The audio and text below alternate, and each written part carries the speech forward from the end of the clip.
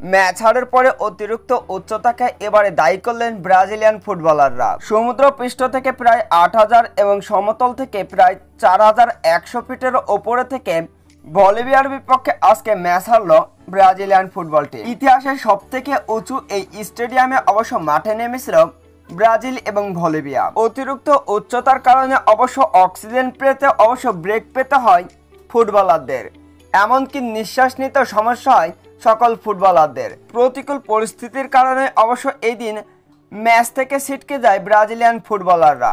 এছাড়াও অতিরিক্ত উচ্চতার কারণে এই দিনে অবশ্য ম্যাচ হেরেছে এমনটাই দায়ী করছেন অবশ্য ব্রাজিলিয়ান ফুটবল প্রেসিডেন্ট সামির দাউদ। পৃথিবীর ইতিহাসে সবথেকে উঁচু স্টেডিয়ামে অবশ্য মাঠে নেমেছিল ব্রাজিল এবং বলিভিয়া, যে ম্যাচে অবশ্য প্ল্যানটিতে 1-0 গোলে ম্যাচ হারতে হয়েছে ব্রাজিলিয়ান ফুটবল টিমকে। আর ম্যাচ শেষে এই উচ্চতাকে অবশ্য দায়ী করছে বারবার ব্রাজিলিয়ান কোচ, ফুটবলার, এমনকি ব্রাজিলিয়ান প্রেসিডেন্ট।